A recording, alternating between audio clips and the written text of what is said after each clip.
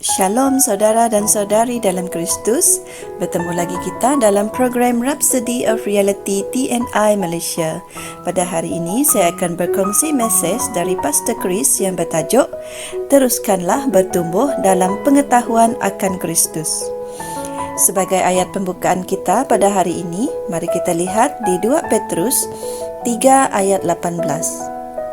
Tetapi bertumbuhlah dalam kasih karunia dan dalam pengenalan akan Tuhan dan Juru Selamat kita, Yesus Kristus.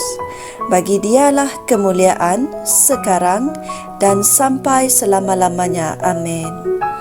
Dalam 1 Petrus 2 ayat 2, Petrus menulis kepada jemaah Kristian Yahudi di kota-kota yang tertentu dan dia berkata kepada mereka, seperti bayi yang baru lahir yang selalu ingin akan air susu yang murni dari firman supaya olehnya kamu bertumbuh. Perkataan bayi di situ adalah brepos dan ia merujuk kepada bayi-bayi, anak-anak kecil. Pada masa itu, Petrus sedang menulis kepada gereja-gereja bayi dan orang Kristian yang muda, iaitu mereka yang baru memberikan hati mereka kepada Kristus. Tetapi kemudian, ada sekumpulan orang Kristian lain yang dijelaskan dalam 1 Korintus 3. Rasul Paulus memanggil mereka kanak-kanak dalam Kristus. Dia berkata, dan aku, saudara-saudari, pada waktu itu aku tidak dapat berbicara dengan kamu seperti dengan orang rohani, tetapi hanya dengan orang duniawi, iaitu seperti dengan kanak-kanak di dalam Kristus. 1 Korintus 3 ayat 1. Perkataan kanak-kanak dalam kes ini adalah nepios dalam bahasa Yunani. Ia bermaksud orang yang tidak dapat bercakap dengan betul. Dia mungkin berusia 20 tahun, namun dia tidak boleh berkomunikasi dengan betul. Dia tidak mahir, tidak terlatih, tidak mempunyai mentaliti yang sesuai dengan umurnya. Jadi, apabila hal ini diterapkan secara rohani, ia merujuk pada seseorang yang merupakan kanak-kanak secara rohani.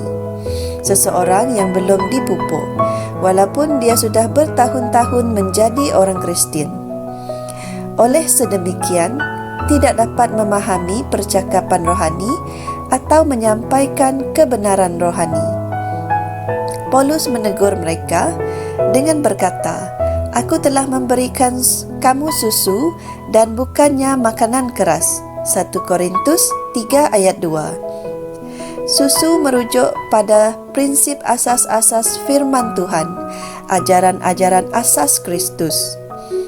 Seseorang yang kanak-kanak secara rohani akan berdoa dan berseru kepada Tuhan untuk memberkatinya.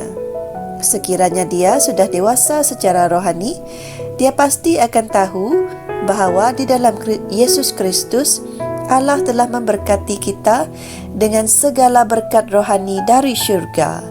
Efesus 1 ayat 3. Dia belum lagi matang untuk memahami misteri Kristus, iaitu pada hari dia telah dilahirkan semula dalam Kristus.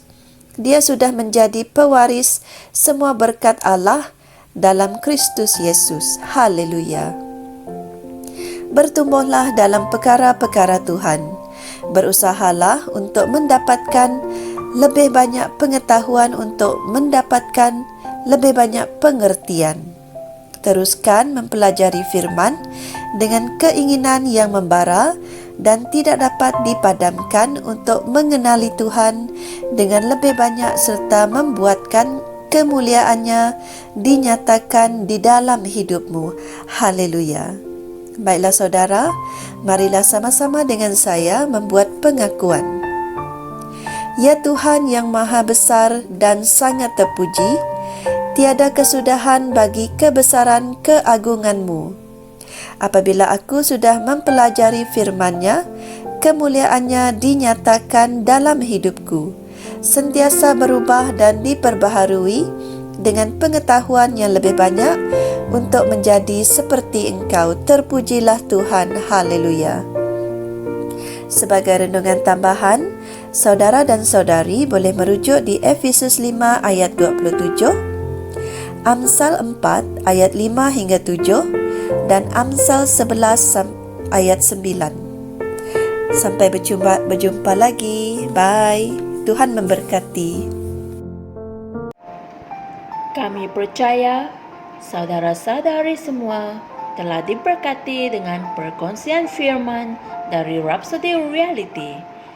Bagi sesiapa yang ingin menjadikan Yesus Kristus sebagai Tuhan dalam kehidupanmu, kamu boleh mengucapkan doa ini bersama dengan saya. Ya Tuhan Allah, aku mempercayai Yesus Kristus, Anak Allah yang hidup dengan sepenuh hatiku. Aku percaya Dia telah mati untukku dan Allah telah membangkitkan Dia dari kematian. Aku percaya Dia hidup hari ini. Aku mengaku dengan mulutku bahwa Yesus Kristus adalah Tuhan dalam hidupku mulai dari hari ini. Melalui Dia dan di dalam nama-Nya, aku mempunyai kehidupan yang kekal. Aku telah dilahirkan semula.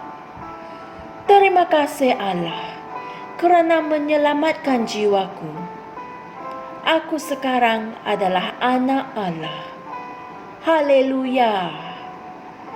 Tahniah, sekarang kamu telah menjadi anak Allah.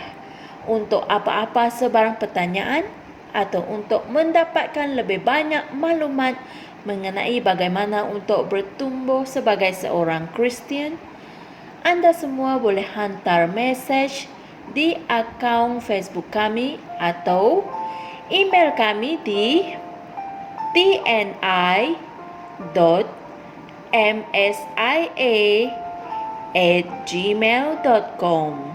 Sekali lagi, tni.msia@gmail.com. Tuhan berkati Anda semua.